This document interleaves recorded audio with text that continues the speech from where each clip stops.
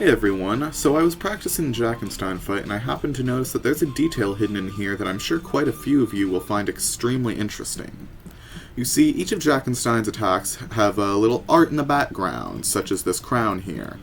However, this attack, which you might have noticed because it doesn't have the signature jack-o'-lantern, has what may be very important lore hidden in the background.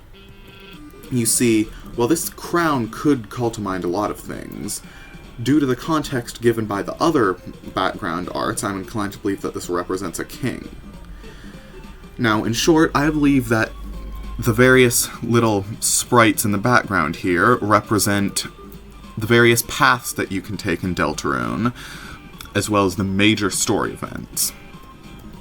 You see, this crown is where we start, because in Chapter 1 we fight the king. Next is the queen, represented by this different crown, which looks a lot like the queen in chess. And you can also bypass, which could be hinting towards the weird route, as in the weird route you can bypass queen entirely, fighting Spamped and Neo as the final boss instead, this being symbolic of that. Now, the next thing isn't actually a chess piece, it is a sword, which seems to represent the sword route, especially because the only other thing it could reference is the knight, and the knight is represented by a knight piece later on, so I don't think that this is the knight. Now, this is interesting, as it makes the sword route out to be as important as the main antagonists of Chapter 1 and 2, so perhaps it could be even more important than we already thought. Now, once again, like Queen, you don't have to go through the sword route to advance, again, representing that the sword route is optional. Next, of course, is the knight, which you fight at the end of Chapter 3, as you have to get through either king first, or king and queen, or you can also get through the sword. So the placement of these seems to be very intentional. And of course, you cannot bypass the knight. You have to get through the knight to get to the key.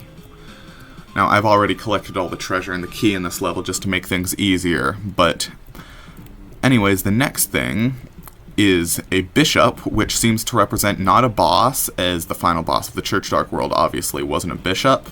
Chess Theory shot dead in the Bronx. However, it seems to represent the Church Dark World as a whole, which, again, is interesting. Then, of course, we have to get through the bishop to progress. And the final symbol is a flower with 6 petals, which obviously calls to mind flowery imagery in the same way that the flowers in the Sword Route game do. This lends even more evidence to Chapter 5 being Flower King, although this is basically confirmed, so it's not like we needed this evidence. And we're not exactly sure if this is representing the final boss, perhaps pulling the rug out on all of us who thought Asgore was going to be the final boss, but it could also just be another case of the bishop, where it represents the Dark World as a whole and not the specific boss of the Dark World. And finally, after all this, is the key.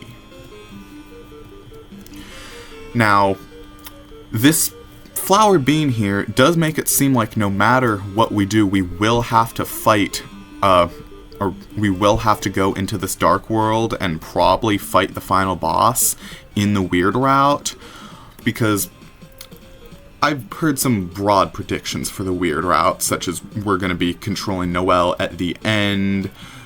You know, Noelle's going to go to the festival with us, which is all but confirmed. However, this states that the Dark World might be more similar than we think, as, again, this flower is not optional to get to the key. That's all I could infer from this, just from a surface level, but if you have any other ideas on what this maze could mean, then give your best thoughts in the comments down below, and please consider subscribing if you'd like to see more of this type of content.